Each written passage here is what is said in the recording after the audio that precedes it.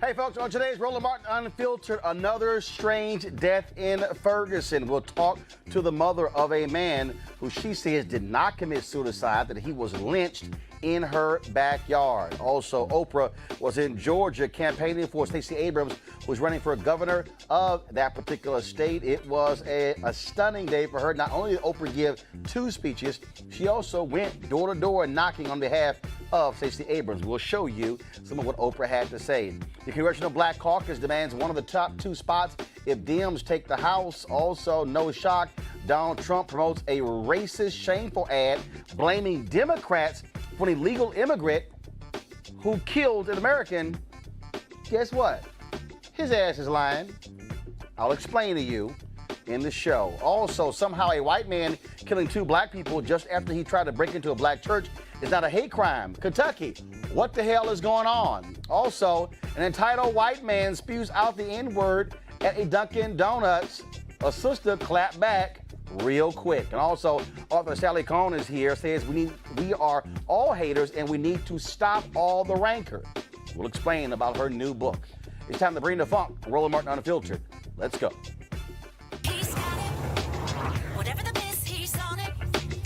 Whatever it is, he's got the scoop, the fact, the find. And when it breaks, he's right on time and it's rolling. Best believe he's knowing. Putting it down from sports to news to politics. With entertainment just for kicks, he's rolling. It's on go, roll, y'all. It's Roland Martin, yeah. Rolling with Roland now. He's funky, he's fresh, he's real, the best, you know he's Roland Martin now.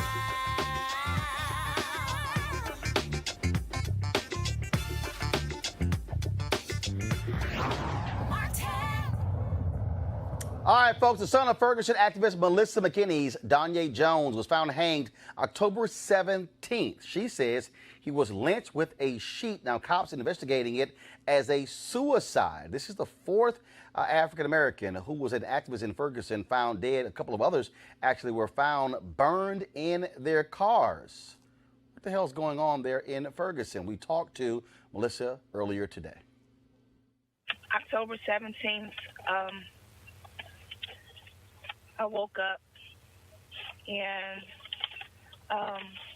went downstairs because the light was left on in his room, and we were going down there to tell him to turn his light off, you know, because I'm real particular about saving on, you know, the bills and everything. So we went down there. Well, my husband, he went down there, and he came back up and said he's not down there.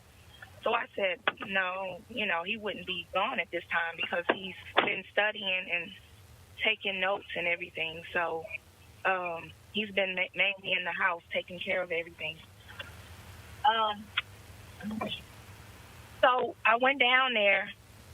He wasn't down there. And so I proceeded I found a brick by where he sleeps. And I'm like, that's odd.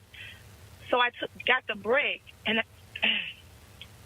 I was taking it outdoors because I thought that he was maybe sitting out there because he goes out there and works out, you know, at night.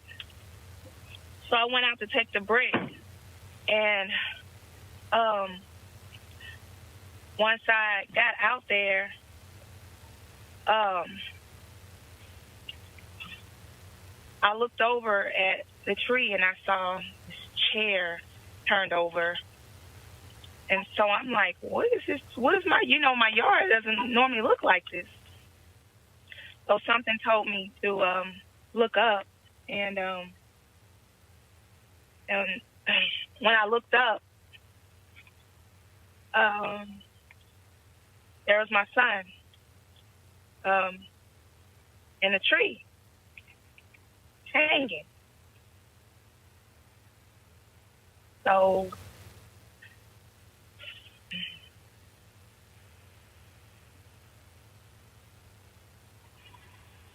So I screamed his name, and I told my husband, ran to get my husband out, and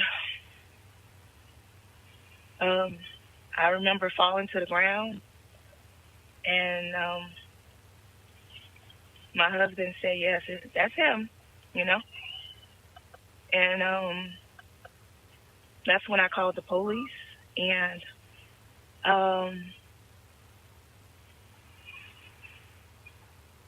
my brother and husband went to get him out of the tree because that's what the 911 dispatcher said. Take him down from the tree. So before they took him down from the tree, my brother took his picture because, you know, we know what they like to do, or they had it on to do when someone of, you know, activist is involved or anything or whatever. So my brother just wanted to make sure that it didn't come back, you know, on me or them, or, you know, that, and we had all the evidence because we don't even trust the system. to do right by us. The police started off saying that it is what it looks like, and from the beginning I told them this needs to be investigated. So we got word that they were telling people that it was suicide, but they told us just the other day that it's not suicide when we asked for the sheet back, because we know that sheet did not come from my home. So they gave us everything back, his clothes, and did not give us his sheet back. So if it was suicide, I just said sheet back.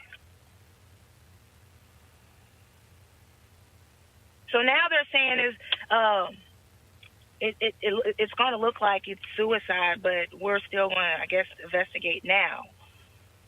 After we called them for a sheet, the sheet had Army knots, Navy knots in it.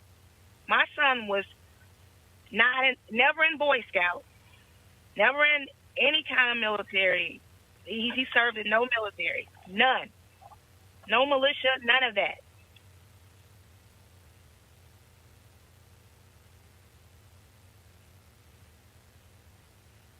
Oh, I know there's no way he did that. My family, the ones who know him best, not the self-proclaimed family that are saying all of this negative mess everywhere or whatever. They're self-proclaimed. My real family, his real family, we know Danye Deion Jones. And we know that what he told us, when we talk about it, we talk about, because people in the past, have committed suicide or whatever. He was totally against it. Totally. I mean, he was adamant. He's totally against it. For one, because of my medical condition. And he's always said that he's going to take care of me. That's why he started his businesses. For two, he loved his mother. He loved his family. He wouldn't leave us. We have too much fun. We're playful. This is all the time. My son and me, this is all the time. I know for sure. This is not something that I'm just maybe partially sure about, because I know him. He did not do what they said. I want to see my son to be treated as a person who is loved, who is cared for, and I need his life to matter. I want them to put in the effort that they will put in Sally, Sue, or Billy and Bobby. I want them to put that same effort and to find out what happened to him as they would with them. And also, whoever's involved, they better turn somebody in. They better turn on each other, because this mother right here, they saw me go hard for Michael Brown and in the Jason Stockley case. They ain't saying nothing. I'm going hard for this one. They took mine. They touched mine. They came to my house. They touched mine.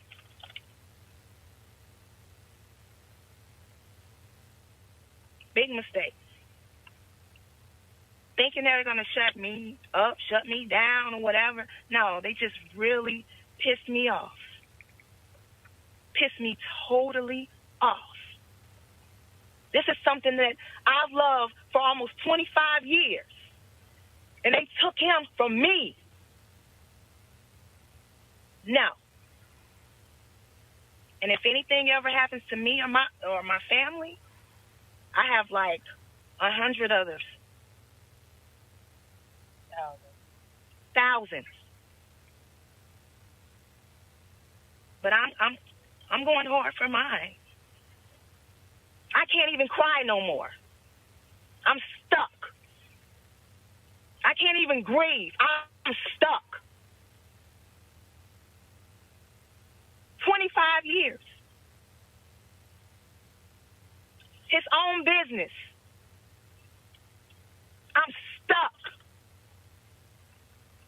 Just say his name over and over again until he gets justice. Not me, not his sister and brother. Danye, make sure his name is known. Make sure he is respected. That's it. Until we get some type of justice, I'm going to scream his name, and I want everybody to scream his name. All right, folks, a powerful interview there with the mother, again, of Danye Jones. Now, other Ferguson activists who have been found dead over the last several years, DeAndre Joshua was found in his car, shot dead and lit on fire. Unresolved case. Darren Seals was found in his car, shot dead and lit on fire. Also unsolved. Edward Crawford, the subject of an iconic protest photo. And that is the protest photo, you might remember, of the brother who was in Ferguson who grabbed one of the bombs and he was throwing it back. Well, he died of a self-inflicted gunshot wound. Now, cops say suicide. In that case, family says it was an accident. So what is going on there in Ferguson right now? Let's go to Missouri State Senator Maria Chappelle Nadal, who joins us right now. And Senator Chappelle Nadal, again, for cops to say 2 guys shot in the car, burned, unsolved, I mean, come on. I don't know of too many cases where individuals are burned in their cars and shot, and then both of them were protesters and activists there in Ferguson. That's exactly right, Martin.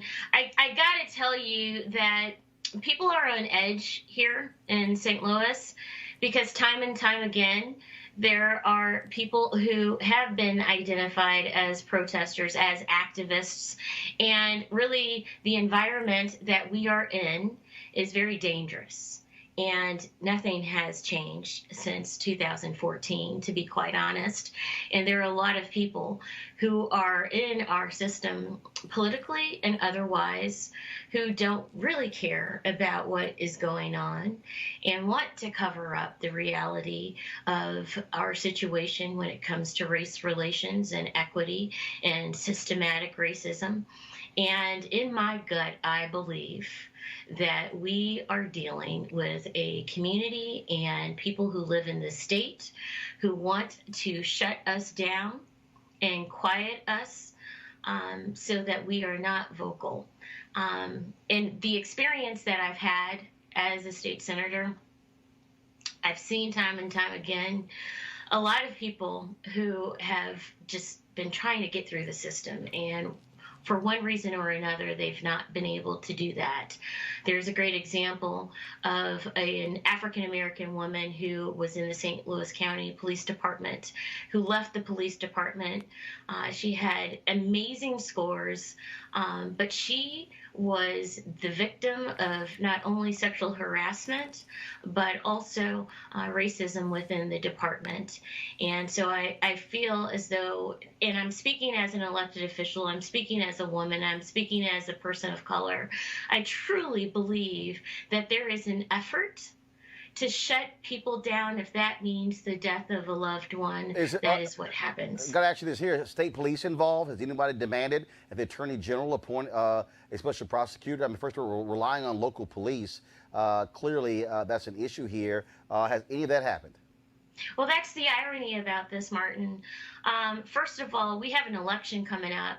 And you would think this situation with Melissa, her son, if you look at his Facebook page, he was totally positive. He had a 2-year-old son. Totally positive. He had his own business, as she mentioned.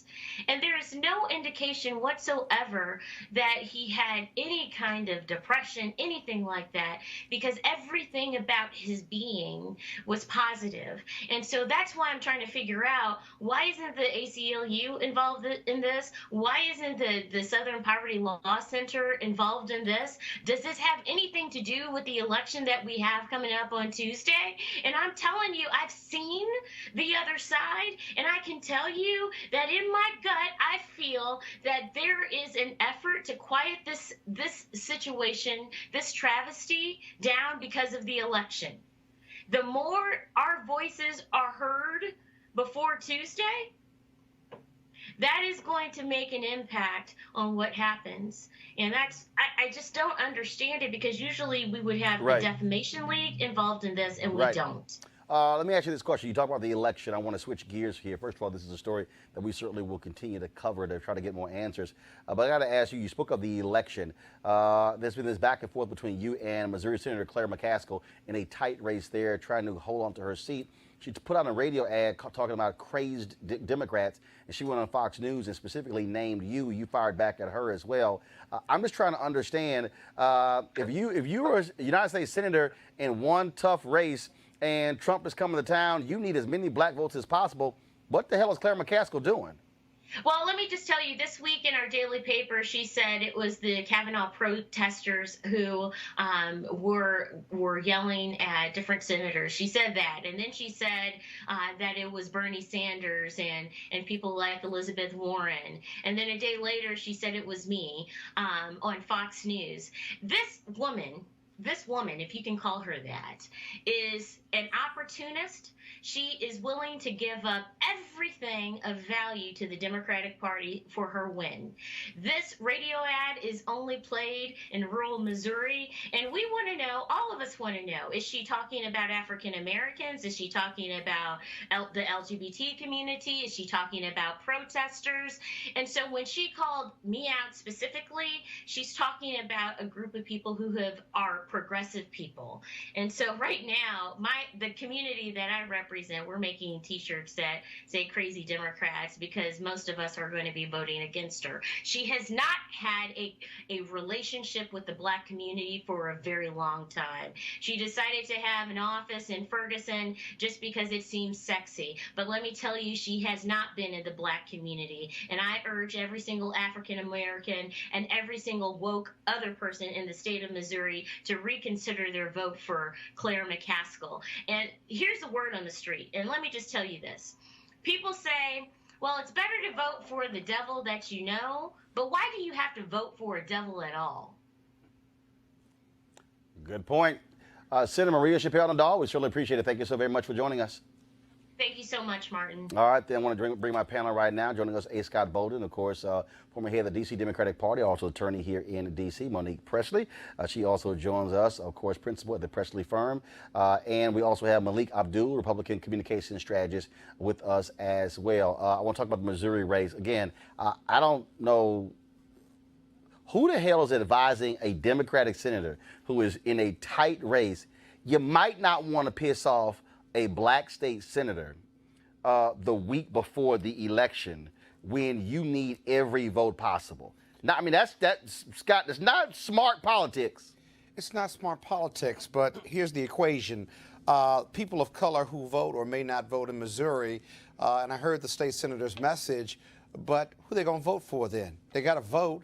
McCaskill's people know that, and she needs those rural white working class voters in Missouri. Yeah, but so that's why she's running. Yeah, but here's the problem. That message may make her feel good, make the state senator feel good, and you feel good. But the reality is, who black people gonna vote for? No, here's the deal. Republican in Missouri. Here's the deal. If you're a Democrat, black people not to vote for the Democrat. Listen. If you're if you're a Democratic senator, it is stupid to, first of all, in a year where we're seeing across the country, Monique, Democrats with significant enthusiasm to run an ad saying, "Oh, the crazed Democrats." Now, you can say, "This is who I am. These are my beliefs," things along those lines, but you don't attack the very people who are out there trying to mobilize on your behalf. That's just dumb politics. And again, you can be competing for rural white voters, but here's the deal. You can't win if your side is depressed and then you hoping they're going to turn out. Monique, go ahead.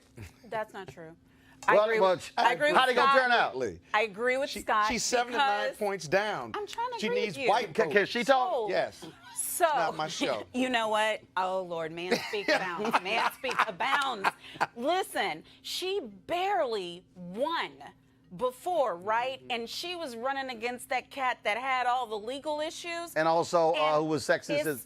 I mean, she's in a ruby red area. She's not supposed to really have that seat. And I think that obviously the state senator is right. She's desperate, but she's desperate and probably leaning toward some accurate political advice and hedging her bets to pull out rural voters on the fence who really don't want to see the Republican majority stay in.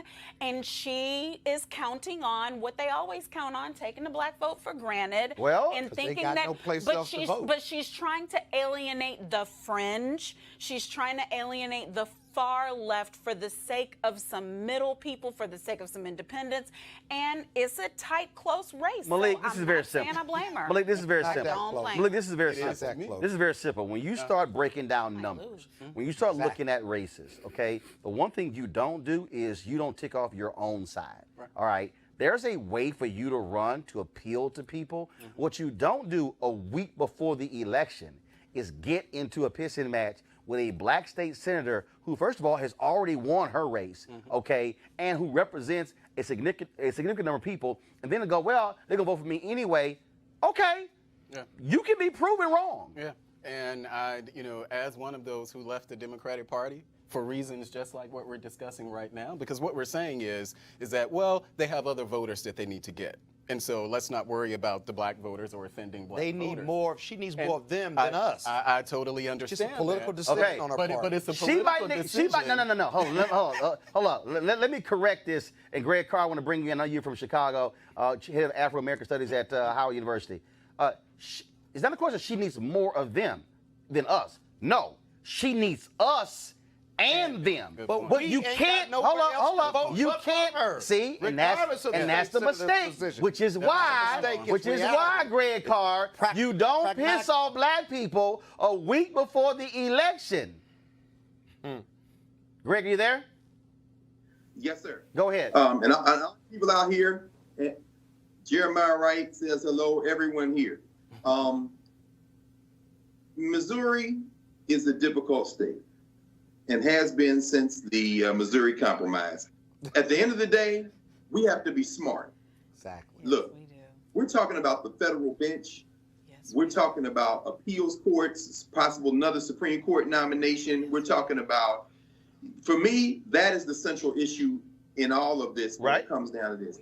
Yes, you don't want to piss black people off, but if it's a dead heat and McCaskill feels like she can beat Hawley with a few more white votes, she might not be doing the calculus right. But at the end of the day, we've got to get past this. We got to look at the bigger picture. Yes, we do. I'm not saying that the political strategy is correct, and I'm saying that black folks can't just jump out there because Hawley is a known quantity. We know what we're going to get with him. We might even get. Lindsey Graham was talking about introducing this 14th Amendment nonsense. They just want to get it to the courts. What if he introduces legislation and because of this she loses by a percentage point or two? And you're looking at Hawley in the Senate, and now he's got to vote solidly in favor of this 14th Amendment. Which is why, Greg. I'm just saying we have to look beyond. But which is why, in this case, what I keep saying is, politicians like Claire McCaskill should also not say, "Oh well, y'all get over it. Y'all deal with the bigger picture." No, you also running. Look at the bigger picture. It's just not smart politics. And again, there's a way for you to thread a needle, but you don't criticize your own side when you need as many of them as possible. And I'm not talking about just black people. There are white Democrats in Missouri who are like, what the hell are you doing? Right. We out here trying to canvass people. We got people who want to get out of here and pass stuff out. And then you run the ads and you dogging us? So this ain't just black people. There are white Democrats. Dogging But all if there- Democrats. but if She there was are dogging people, the far left. Listen, November 6th is coming. If there are people watching right now who are in Missouri, I need you to go vote for that crazy white woman. Do you hear me? Are you listening to me? You can be mad. How about this here? November So, 7th. November 6th. Roland How is about right. this here? Roland November might be 6th is on Tuesday.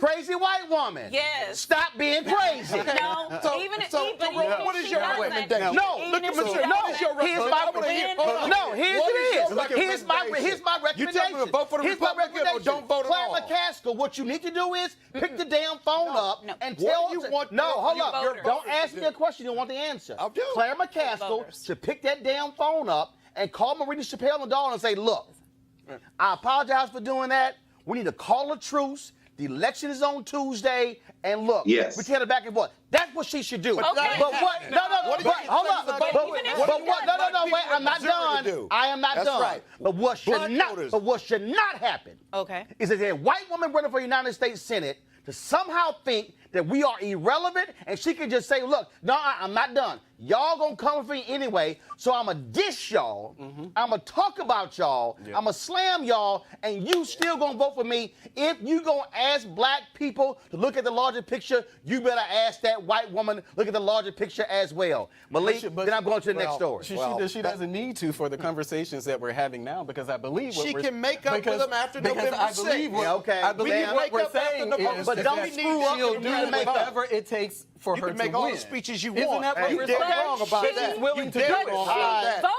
She votes She in votes a way Democrat. I'm going. that Yeah, helps I'm getting the it. black Y'all- people You shouldn't y'all- be telling people not to vote for her. And If they you better want, know but that. and guess She what? votes in a way She had better that learn. helps them. But what she better learn, she better respect the power of that black Medicaid vote expansion. and don't sit here and play that We got game. less power All in that right, race. all right. Greg Carr, your final comment. Then I'm going to the next story. Roland, I agree with you 100%, but I'm going to tell you, brother, this federal bench terrifies me. Of course. We are going to be the ones that are going to be suffering under some kind of hyper-Christian, ultra-right Sharia law if we mess around and get caught up too closely. I'm with you, brother. She should calm the down. But I tell you right now, brother, this federal bench thing is real for us. Oh, it is real, which is why I keep making a point to white Democrats. To white Democrats, be smart when you running, but don't piss on the very people who you need to actually Right. win. All right, folks. Speaking of that, in Georgia, guess who knows how to do that? Stacey Abrams. Okay, a black woman who knows how to go into rural America and talk to them, but also not diss black folks and Latinos. Polls are there showing they are essentially tied.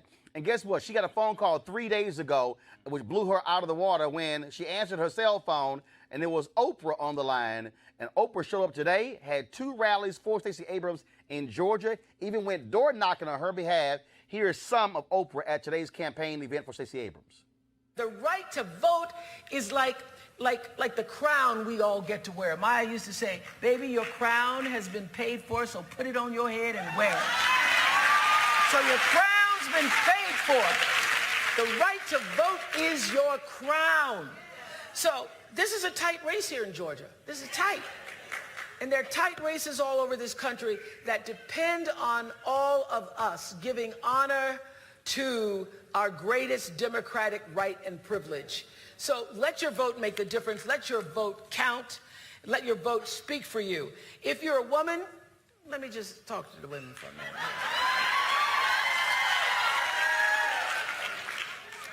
If you're a woman, you need to recognize it hasn't even been 100 years since we even had the right to vote, since we were considered a piece of property. You couldn't even own a piece of property. I loved land so much, and I think, boy, if I was born at the turn of the century, 20th century, I wouldn't even have the right to own the land without your father or your husband saying it was so. You didn't have the right to even take care of yourself. So you didn't have a voice, and now we do. We as women people need to stand united and vote our values. Vote your values. Vote your conscience.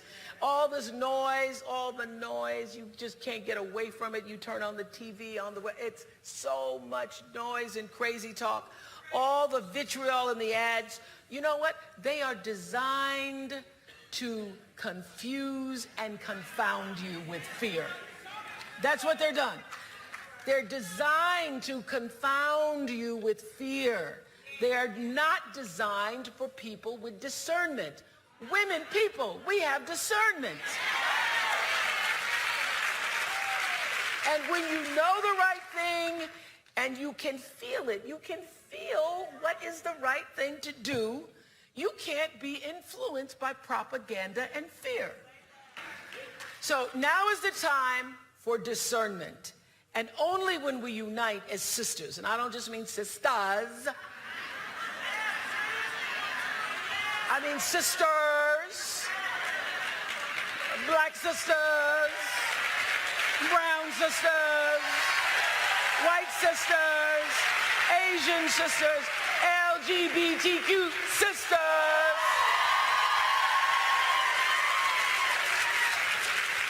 When we all unite, I know for sure a change is going to come. So I'm here today to support a change maker.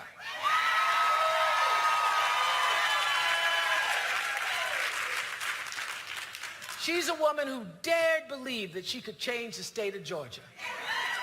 And she is dynamic. She is so inspired and inspiring. She's bold. She's bold. She's bold. And bodacious. She's a Georgia warrior woman. Ladies and gentlemen, Stacey Abrams.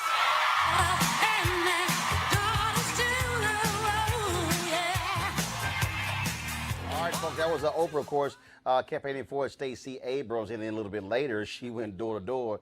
And surprised to say, this sister was a wee bit shocked.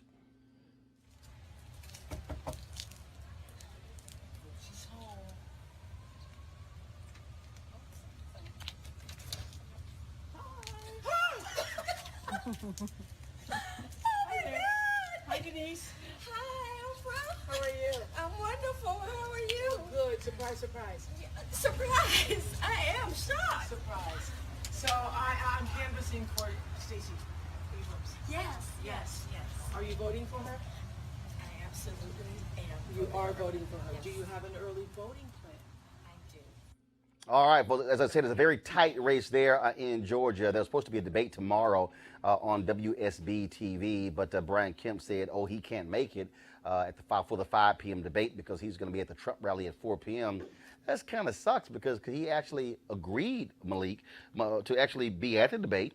He worked it out. He said it was going to be there. But then when Trump come, I can't make it. I'm just saying, what's more important, your word to debate your opponents or to stand with Trump 100 miles away? Well, Georgia voters have a right to be concerned about it. I mean, if they were expecting him to attend the debate, But he agreed. Yeah, he on the date and the time. He agreed, but at the same time, it's the president of the United States. But he agreed on the debate and the time. Totally understand, but I can imagine that if it were the same and it was Barack Obama who's a candidate, who was campaigning for a candidate, I'm pretty sure that candidate would go. And your party would be slamming that Democratic candidate for not showing up and keeping the Calling word. him hypocritical, the whole 9 yards. I mean, I'm not going to disagree with you here, but I mean, I imagine that he would go. Monique, this race again, very, very close. I mean, Stacey Abrams can very well win this race. The difference here is that with her Georgia Voter Project, she was playing long ball, something Democrats somehow can't do. And that is, because I remember in 2012 standing, was on CNN, and Chris Van Hollen, then was member of Congress, member of the House, and he was over the DCCC, and I talked about Georgia potentially being purple. He kind of like poo-potted, and I said, dude, if you put the damn money into Georgia and register the very people who are unregistered, you can have a shot at actually winning. I said, which is the same thing in Texas. I said, that's why y'all asses keep losing. Right. And what I'm hoping that the people who have not voted yet in Georgia can understand later on in the Q&A when Oprah was asking Stacey Abrams questions about what she would do, one of the first things that she talked about was Medicaid expansion.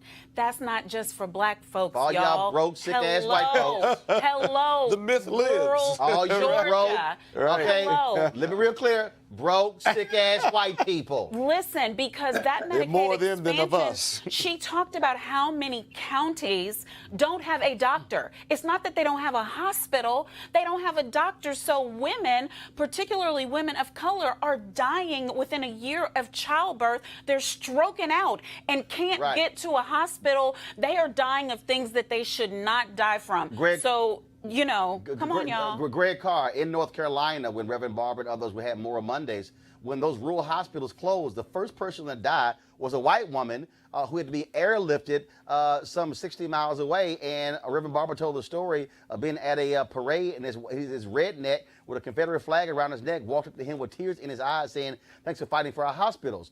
I mean, and this is why I think Abrams is playing this thing right, and why McCaskill is an idiot, in that what Abrams is saying to these rural white voters is, y'all sick.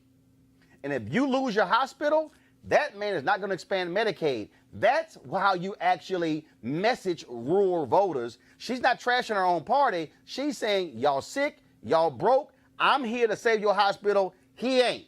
Greg? That's right, Roland. You've been saying that for years. And last week you mentioned the Jesse Jackson campaigns of 1984 and 88, doing that very thing, going to poor whites and saying, these are the issues that we have in common. Reverend Barber's fusion politics in North Carolina is yielding results. Stacey Abrams is clearly the wave of the future. We saw today that Dagan McDowell on Fox News said that woman is going to get elected because of Oprah. Oprah transcends in many ways those kind of racial divides, and they're bringing her in to get those suburban white women. Finally, what you said is absolutely true.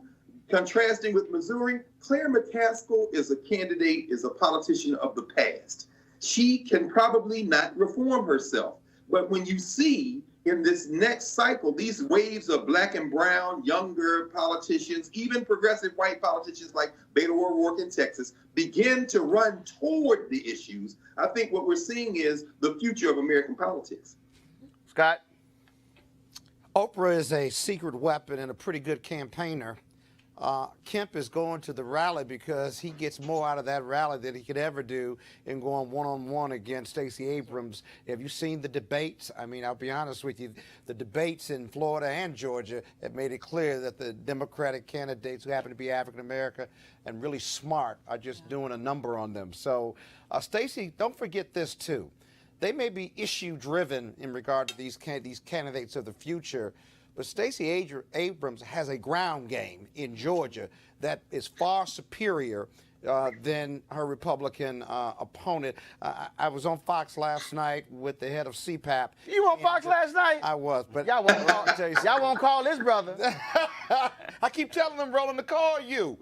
But even he did not concede. They like safe brothers. He did not concede, but he clearly acknowledged. Come on, he clearly acknowledged that she had a really, really strong ground game. Again, because 6 years ago, exactly. Because 6 years ago, Voter Project, the Georgia Voter Project, which was nonpartisan, right. She understood you can't keep hoping and praying like white Democrats in Georgia. Oh, the white women in the suburbs, if we can just appeal to them, they're going to roll our ways. But this is even better. What she said is, look, I ain't wasting my time with them. I'm going to go after you, those who are disaffected, disenfranchised. I'm going to pull y'all out. That's how she dusted her opponent in the primary. No, I agree. But what the Voter Project did was register lots of unregistered voters. 300,000. But what Stacey has done is the second leg, that is always the second leg of voter registration, is Go TV, get out the vote. Yes. Having a mechanism in place to deliver those who registered and making them go vote. You got to have both now going forward.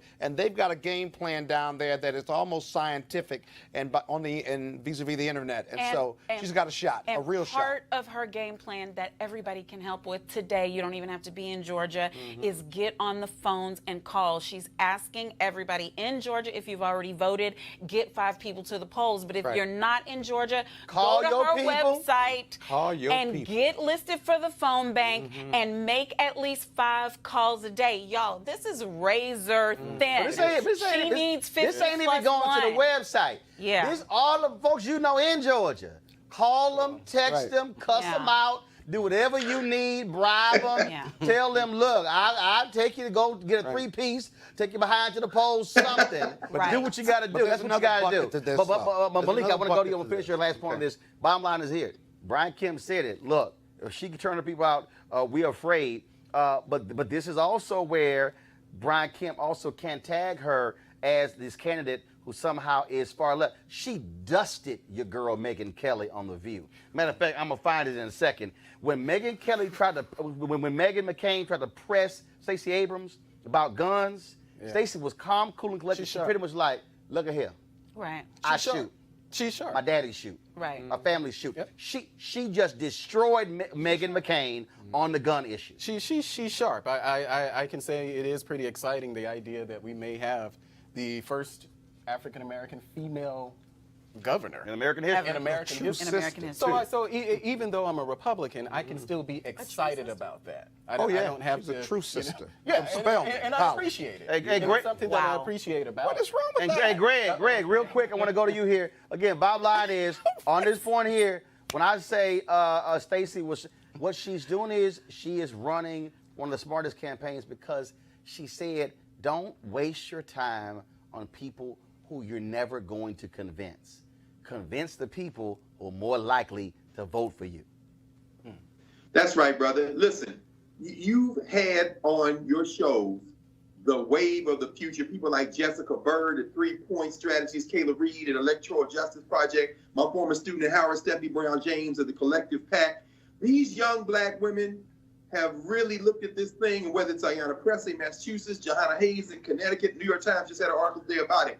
But you've been reporting on this for years. They have finally gotten it. Let's go get these folks who haven't been engaged, get them engaged, and turn this whole political equation into something that these vote suppressors had never anticipated. That's why they're working so hard to suppress the vote in Georgia. And so I want to do this here. I'm going to go to commercial in a second, but I got to play this for y'all because this was just too great. Go to my iPad, please. This is Meghan McCain. Stacey Abrams. An anti-gun organization, Michael Bloomberg's anti-gun group as well. You say you're proud to have an F rating from the NRA. Michael Bloomberg and others like him, in the wake of what happened in Pittsburgh, support taking away the AR-15, which is the most popular rifle in America, away from people. Do you, like Everytown, support banning the AR-15? So let's be clear, I am not anti-gun. My great-grandmother taught me how to shoot when I was growing up in Mississippi. I like trap shooting, I like target shooting. I don't hunt because I mostly eat chicken, and that just seems mean. However, I know that the most responsible gun owners understand that they have the responsibility for the firearms and making sure that only responsible people have those firearms. That's why I believe in a background check. I believe in a 3-day waiting period. I believe that those who commit domestic violence and stalking should not have access to weapons. I do not believe that weapons of mass destruction like the AR-15 belong in civilian hands. So you think and it I don't should be think banned? I do. I think they should be prohibited from civilian use. I've shot an AR-15, and I think you probably have too. And while it's an amazing amount of power, it also is an amazing amount of destruction. And there is very little that can be done to protect vulnerable communities when the AR-15 is present. I do appreciate your honesty, and I assume that by banning it, you would be rounding them up. It's the most popular gun in America. Around 61% of all U.S. civilian rifle sales. Would we be rounding them up from civilians in Georgia that own it? We have had a ban on assault weapons before in the United States, and I think that we should do it again. I think that there has to be a conversation of how it's accomplished, because we have to recognize that this is a national conversation. But I do want to push back on any notion that I believe that the Second Amendment is not the law of the land. I support the Second Amendment. We buy my father rifles every Christmas, and a gun cabinet was his gift a couple of years ago. It is possible to believe in responsible gun ownership and to believe that there should be regulations on that. Anthony Scalia said that. And we have to believe as a nation that when our communities are vulnerable, when you can't go into a synagogue or a church or a school or a movie theater without fear for your life, there is something wrong with our system of gun ownership, and we have to fix it. Okay. I appreciate your honesty saying that you want to ban it. Again, y'all, she was trying to get her to say the words, I will ban guns. She's like, no, boo, I ain't that crazy. I got this. All right, y'all, going to a break right now. We come back. We talk about crazy white men, crazy white women. Yeah, we got a crazy white man, too, acting a fool in the stores. We'll be back on Roland Martin Unfiltered back in a moment. Hey folks, Roland Martin here. So I ran to this young sister who said, look, I'm not wasting my time voting in these national elections. So I then said, okay, fine, what do you care about? So she began to talk about student loan debt. She began to talk about health care. She began to talk about what's happening with the environment. I said, well, who the hell do you think controls all of that? Those folks who we elect to office. I said, baby, you can't sit on the sideline. You've got to get in the game. Otherwise, somebody else will be controlling your destiny. That's why you got to be woke, stay woke, and vote.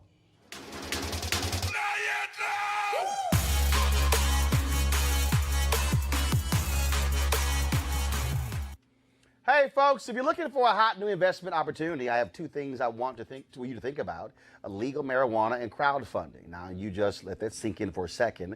Our friends at Transatlantic Real Estate have created a unique opportunity for everyday investors like you to get in the game for a minimum of $300 or $10,000, 50 grand, or even $100,000. You can get in where you want to fit in. Now, typically, it takes millions, if not billions, to invest in the legal marijuana industry, and it can be pretty risky trying to establish market share. However, Transatlantic Real Estate is taking a different approach. They buy the land that supports marijuana grow operations and lease it to licensed, high-paying tenants. Now, imagine being a landlord to a licensed marijuana farm. With the prospects of further legalization and changing public perceptions about marijuana, some investors could end up making serious money over the next several years. The best part is they are using crowdfunding so you can get in now before they take the company public. If you want to find out more, go to marijuanastock.org. That's marijuanastock.org to get in now.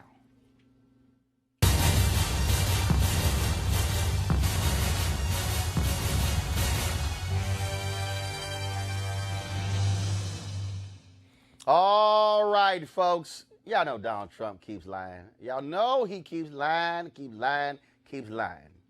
And he dropped this ad today on social media. We're only going to play 10 seconds of it because I'm not trying to give this fool all his attention. But I'm going to show you the 10 seconds, then I'm going to come back and show you how he lying. Press play. Ladies and gentlemen of the jury, please step out of the hallway.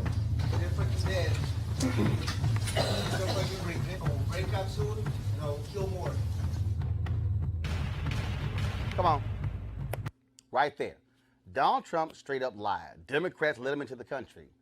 No, it was Maricopa County Sheriff Joe Arpaio, his office, who released him. And it was George W. Bush administration who allowed him to come back in. Malik, this is a lying president who keeps wanting to blame illegal immigration on Democrats as if Republicans are not on the local, state, and national level. This is a lying tweet and a lying ad.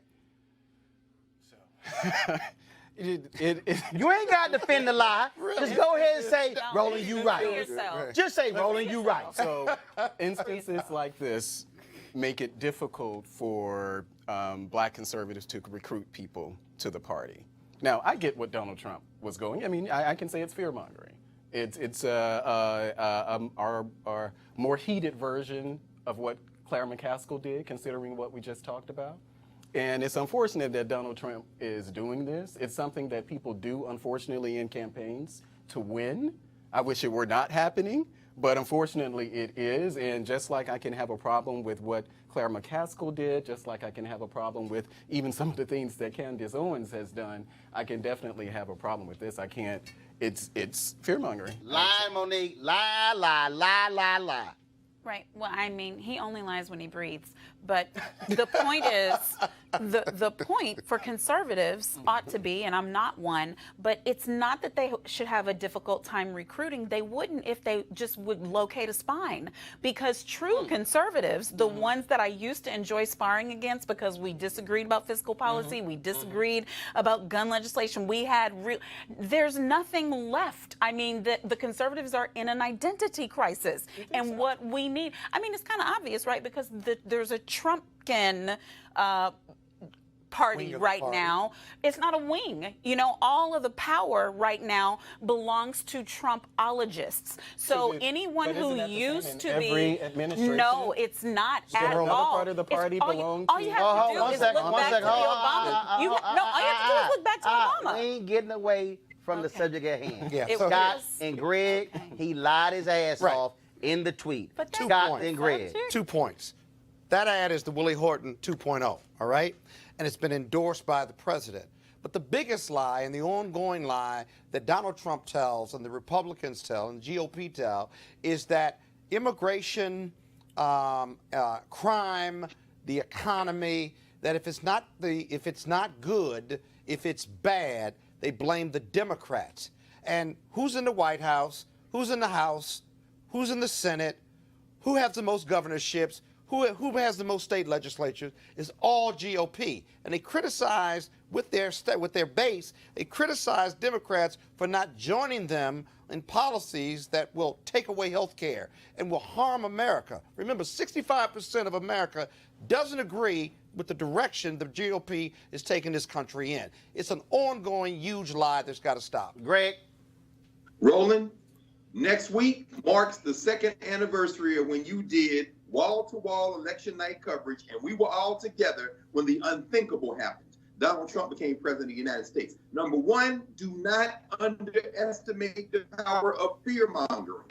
Number two, the man is running scared. His party is running scared. So they've taken out all the stops and dropped all the pretenses. He's in Missouri tonight. Between now and Tuesday, he's going to be in Montana, Florida. He's going to Georgia, going to Indiana twice, West Virginia, Tennessee, Ohio. The fear-mongering now has come down to what you've been stressing the last month, especially the last week. This is going to come down to voter turnout. We cannot allow this to be close enough for them to steal. This is the point where you break their electoral backs. And here's the deal. This is the terrifying thing. So I got this dude, Confronting. I got to call this fool out. He on YouTube. He goes, how was it a lie? He could have gotten it wrong. How was what a lie? Who could have gotten it wrong? He's saying he could have just been What is that about? incorrect Oh. about Akon, who you was got to be a responsible. dumbass. He could have gotten it wrong. That's what a lie is. I mean, right, he said, right, how was it a lie? He could have gotten it wrong. Is he talking about them? Well, you say He's talking about Trump, that he could have just been mistaken. Listen, no. And see, that's there's a difference between a lie But and see, that's making a also- mistake. but see- Trump lies with impunity. But let me tell you. He's Let me reckless tell you. with respect to facts. But Matt Schlapp, Yeah. American Service Union, we were on ABC this week. And Matt Dow got in his behind. And so when it was over, we were all, and he was going at Matt. And I was like, all right. He's like, well, you got a question about Trump? Ask me. I said, fine. Matt, why does he lie so much? This is what Matt said, Mr. CPAC. He said, it's not that he lies, he believes what he says. I said, Therefore, it's not a lie? I said, Matt, that's about the dumbest damn thing I've ever heard in my life. I said, that's like me saying, no, Daddy, I wasn't out hanging out with my friends. Why your ass came home late? Son, your ass lying. He ain't gonna say you mischaracterizing what took place. He gonna say, son, you're lying. This man lies. And what he did, and his audience, let's just be real clear. The Trumpettes, the Trumpites, and the maggots, all of them, M-A-G-A-T-S, all of them, they will believe the lie. And then even when they know he lying, they say, well, at least he's speaking his mind. That's also about the dumbest thing I've ever heard, believe. Well, see, I think part of it, you can say Trumpkins or whatever, but we're really talking about each person's base. So the people who are more likely to believe whatever it is that a politician says. No. Malik, we ain't never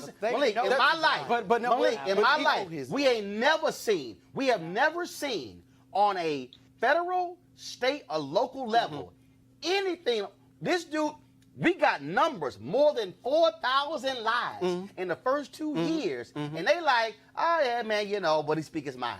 But I don't think, I think it's, I don't think that each person who supports Trump, each person actually believes or agrees with what he's saying. They may defend. But they accept it? I don't think They that's like true. hearing the That's lies, because so I know a lot therefore of they them. absolve them of their I know a wrongdoing. lot of them. Okay. And when we're having our conversations, they actually are pushing back against them. When we're on Facebook, Where? whether it's on Facebook, whether it's in person, I know a lot of these people. Hold on, I know it's true. Okay, all right. We don't hear that in the news, but I know a lot of people who disagree with things that Trump They're says. not pushing wait a minute, back you mean because the they same? like those lies. We don't see them on television. Oh, yes, you do. Yes, Yes, you do. You see him on a whole damn network. Like, for instance, the people who push back. Right, we don't see that on television because it's not a sexy story. well, actually, you do see that because you do see people like Steve Schmidt and Rick Wilson and others who have been longtime Republicans. Well, I mean, Stuart Stevens. well, I'm not Steve Schmidt. Well, because first of all, because a lot of the black people just happen to try to be on TV. If we really want to be honest. You know what? If we really want to be honest. But hey, I will say that there's probably some validity to the fact that people don't want to be too critical of the president because they want to be in line with the president. And that's what happens. And that's what happens when. And it happens in politics. And that's called no guts. All right, y'all. Or are you saying black Check conservatives have out no guts? Y'all, huh? Is that what you're saying? Black conservatives have no guts in America. Is that what you're saying? I think that's just what you're That saying. ain't the first time I said it. All right, y'all. An entitled white man thinks it's okay to cuss and use an N-word at a Dunkin' Donuts worker. all right. Because he thought the service was too slow. Today's edition of Crazy Ass White Man.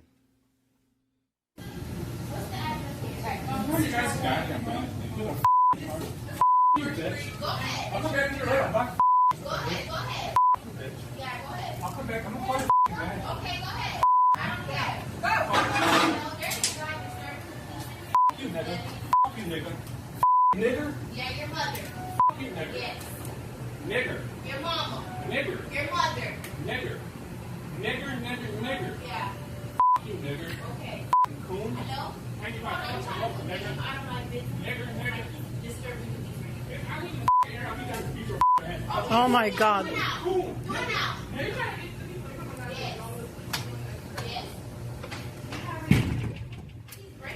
Ooh, I can't wait till we get his name, because guess what? It's going to be somebody else with no job in about 48 hours. Yep. Greg, that's how this thing going. I keep telling you, Greg, we going to get rid of black unemployment long as we keep videotaping crazy white people. Let me tell you something, Roland. I'm out here in Chicago. Chicago State University just dedicated the first annual Jeremiah Wright Jr. lecture series. He tell you hello, and all these elders out here said the same thing. They watching you, and they're glad you're back on the air. I'm saying that to say this. Out here in Chicago, man, the feeling is that these fools are going to do this to themselves. They're losing their minds. But I tell you what, he better not walk in the wrong Dunkin' Donuts talking crazy like that, because there's going to be something else on that video. Ain't going to be praying. No, sir. Might be P-R-E-Y, not P-R-A-Y. That's how it's going to go down. All right, y'all. So let me also deal with this here in Louisville. A white man, of course, who killed 2 black folks at a Kroger in Louisville last week. He tried to go into a black church, but of course the door was locked. He was captured. When he was captured, a bystander said that whites don't shoot whites. But in Kentucky, it's not a hate crime. They say the Kentucky statute does not list murder as a possible hate crime. But here's the other piece. You still, of course, you have federal. At the end of the day, the key is, will he get charged with murder? That's the whole key. I certainly would hope so. Well, the important part is, one, he'll be charged with murder, but secondly, as part of that statutory or court rules, that at sentencing, the judge can take any and everything into consideration. It'll certainly be taken as a race-based crime, and the judge can add time as a penalty, additional penalty. So I don't like the idea that the state legislature in Kentucky missed this point, but I think in the end, if he gets convicted, he's going to be served a very long time. And didn't he say something about black people, or specifically? He said whites don't shoot whites. Right. That's a huge piece. Black people. That's a strong piece of evidence that it's race-based, and the fact that that he went to the black church and couldn't get in, and then went to the Kroger, and then said that, and then executed these black elderly couple. Didn't just shoot them from afar. Yep. Executed them they got shot in the back of their heads or in some other maimed way. So this was very intentional. What I don't understand is this, right? Why are white people and the GOP so angry? There have been 150. Wait a minute. Hold on. Is he a Republican? Of course, he's a right-wing extremist. Let me give you some statistics. 115 domestic terrorism acts, the majority committed by white people or right-wingers, right? And when they commit them versus other groups, they do more harm than other groups, right? What are they so angry about? They're either Trump supporters, or they're right-wing, or they're extremists. In other words, they're Republicans. Hold on. Well, they tend to support Republicans. They tend to support Trump. Okay. But when Don Lemon says that white men are the biggest threat in comparison to this caravan that's 1,000 miles away, he was talking about this group right here where statistics support what he says in this space. Yeah. I wouldn't paint it with a broad brush. Yeah, but that's what he did, though. That's what Don Lemon did. But the GOP, these people will support Trump. They have the president, they have the House, they have the Senate, they got the state.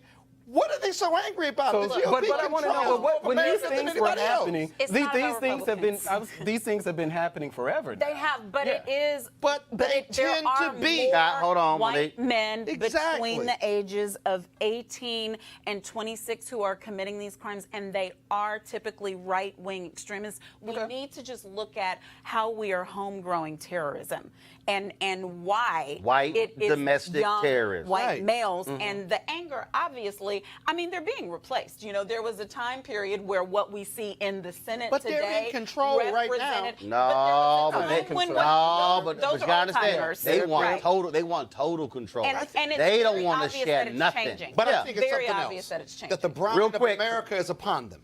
That's That's what I'm really saying. it. It's Are we saying the same changing. thing? Yeah. Okay. That the browning of America they fear the most. You say in That's what she was 25 saying. years. Some people say in 10 years, 15. No. First of all, it ain't gonna be 10 to 15 years. But right now, you have the I majority. said some people say. Okay, some people can't count. Well, that's what Donald Trump Okay, said. it's not going to be 10 to 15 years.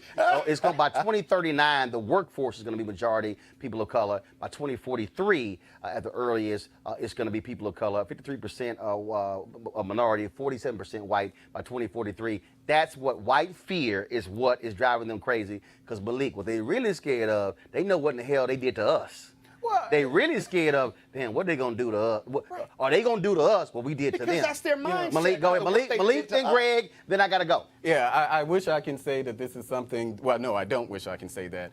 This isn't limited to one side. I think it's more pronounced now that we have a Republican in office. But Just these gave you things, statistics. but these things. Majority of white men are the Malik, domestic. go ahead. Malik, go ahead. But yeah, but the majority are white. There are more white men in America. Period. Okay. So if we're going to if we're going to talk about a data set, Actually, majority of white women. well, majority of white women, but there are more white men than there are black men or black women. I mean, that's something that It's y'all just know. a segment. I'm not talking about all white men. Okay, But what- all right, hold on. Cast I'm gonna get to vote. y'all white men later. Greg, your final comment, then I gotta toss to this voting package. Go. Roland, very quickly, you were joking, but I know you also weren't joking. The fear of white minority, becoming white minority, will drive a notion of them beginning to protect minority rights. In South Dakota, for example, there's Initiative 10 on the ballot trying to create a supermajority of 55% before they can have any changes in their state constitution by referendum. What they're going to start doing, I suspect, you're going to start seeing them be very interested in protecting minority rights. And they're going to begin to define that as white minority rights. And I think you were joking, but I think that's what's going to be on the horizon in the next generation. No, I wasn't joking. I was very serious because I give speeches on this. And the bottom line is you're absolutely right because we saw what happened after Harold Washington became mayor of Chicago, where it used to be the person who got the most votes in the Democratic primary goes on to the general election and they win. What did those white folks in Chicago do? Oh, no, you got to win 50+1 if you want to win the primary. It was all in response to Harold Washington because what they said is we are never going to have it again, but two white folks are running and the black person is running, and then they got a shot at winning.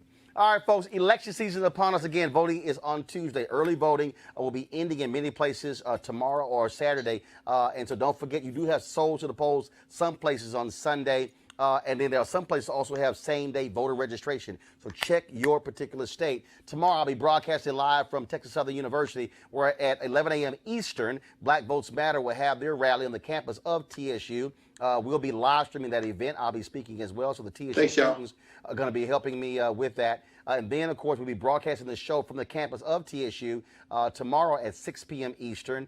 In addition to that, on Saturday, I'm going to be going out with State Senator Rodney Ellis, visiting some folks and knocking on some doors, getting folks to go out and vote as well. Then, of course, I'll fly to Gainesville, Florida, speaking to the NAACP, their Freedom Fund dinner Sunday night, but we'll be visiting a number of black churches in Gainesville on Sunday morning. Then on Monday, do Time Journal Morning Show, and then, of course, we'll head to Atlanta for the prayer rally taking place at Ebenezer Baptist Church Monday night. I'll be broadcasting the show from there, and we'll be live streaming that rally as well. And then, of course, we'll be back here on Tuesday.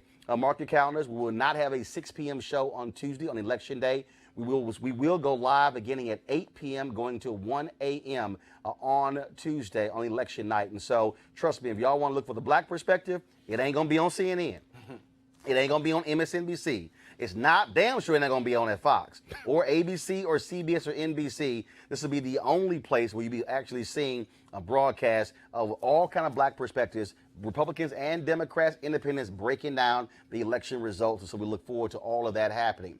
I told you folks, the last month I was in Los Angeles with the folks with BVote.vote. We had lots of interviews with them talking about the campaigns. And so we interviewed a number of different people there. Erica Ashe, Erica Alexander, Congresswoman Maxine Waters, Reverend Dr. Jim Lawson, a number of people. But one of the folks we talked to was Elijah Neo, who was a immigrant from Colombia. She talked about, again, for her, what it was like voting for the first time and why so many young folks and others don't vote. So here's our conversation. I'll see you guys tomorrow from Houston. Holla! Everything that's going on right now, I think we have to look at this in a different way. We have to stop being angry and start recognizing that we do have this power and stepping into it. You can't hold us back. You can't hold us back. You can't hold us back. Hey folks, I'm Roland Martin. This is Welcome to Big Woke Vote. I'm the host of Roland Martin Unfiltered. Glad to have you with us. By 2043, America will be a nation majority people of color. And of those minority groups, Latinos will be the largest group. But will they maximize their voting power? Well, that's a concern of my next guest. She has been always focused on that issue and others as well. So welcome, Salah Haneo. What's happening? Thanks, Roland. Hi. For you, when did you first vote? Oh, God. To be honest with you, first time Obama. So 08. Yeah. Why didn't you vote before that? Was it just... I'm going to be very honest with you. I came to this country when I was 4 years old from Colombia, from immigrant parents. And for a long time, even getting success in my career to me was hindered by this underlying thought that I wasn't enough or that I didn't matter because I was just an immigrant girl who came here. So the story of America is a nation of immigrants. But I understand that now, and that's why, look, I'm getting impassioned talking about it because I know that mindset so very well. They don't think they matter, and they don't think that people care that they vote or not because this isn't their country, that they don't belong here, and they're being fed this same rhetoric by these people every day. There are painful moments in that mindset, and I know that there's a lot of people there right now.